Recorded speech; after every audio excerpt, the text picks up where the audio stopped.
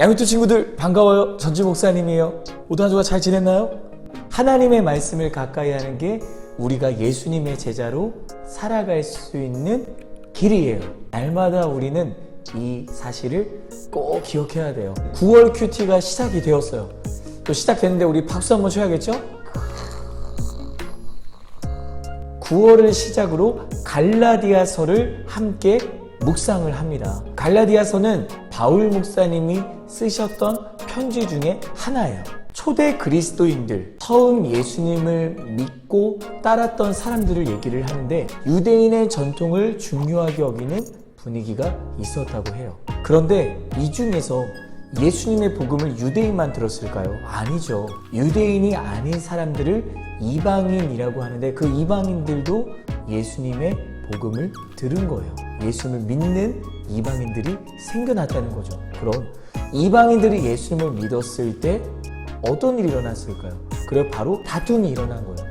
유대인들의 주장과 이방인들의 주장이 부딪힌 거예요. 이 모습을 바울 목사님이 보신 거죠. 바울 목사님은 이렇게 이야기를 하세요. 아니야. 예수님을 믿을 수 있는 사람은 유대인만이 아니야. 이방인들도 예수님을 믿을 수 있어. 유대인들이 지켜왔던 그 전통을 다 지킬 때에만 예수님을 믿을 수 있는 자격이 있는 게 아니야. 믿음으로 가능해.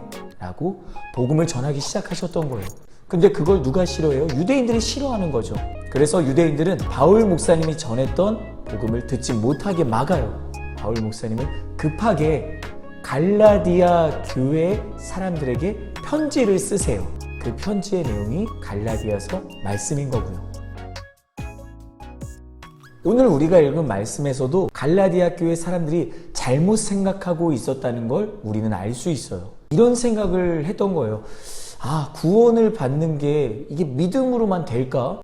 그건 좀 말이 안 되는 것 같은데 다른 게 뭔가 필요할 거야. 하나님이 지키라고 하셨던 율법을 다 지켜야지만 구원을 받을 수 있는 게 아니겠어? 그런 이야기들이 갈라디아 교회 안에 가득했던 거예요. 그래서 바울 목사님은 한 번 더 오늘 말씀에서 이야기를 하고 계시는 거예요. 그렇지 않아. 하나님의 자녀가 되는 건, 예수님의 제자가 되는 건 믿음으로만 가능한 거야. 율법을 다 지킨다고 해도 이 안에 믿음이 없으면 안 돼.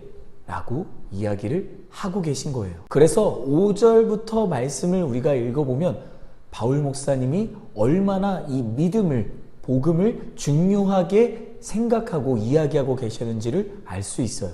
여러분이 율법을 지켰기 때문에 하나님께서 성령을 주셨습니까? 아닙니다.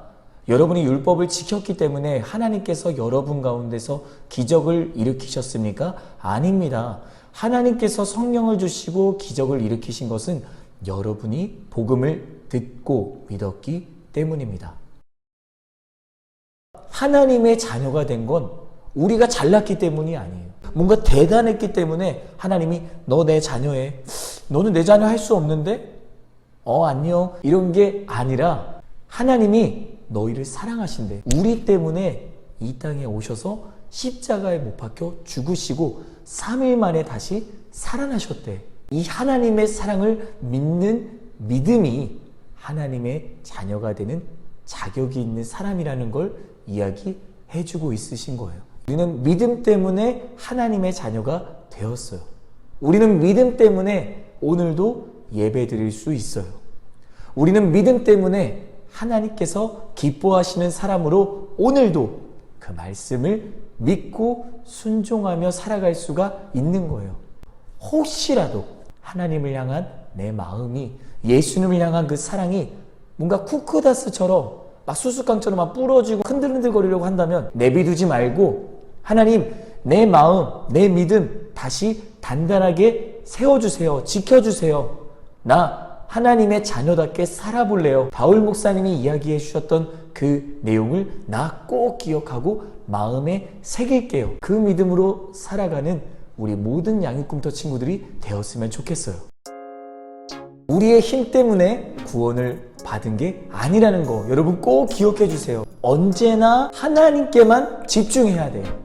예수님의 능력에만 집중해야 돼요. 그럴 때 하나님이 기뻐하시는 그분의 자녀, 예수님의 제자로 씩씩하게, 담대하게, 멋지게 살아갈 수 있다는 거 여러분 꼭 기억해 주세요. 한 주간도 우리 파이팅 하면서 살아봐요. 그럼 우리 다음 주에 다시 만나요. 안녕.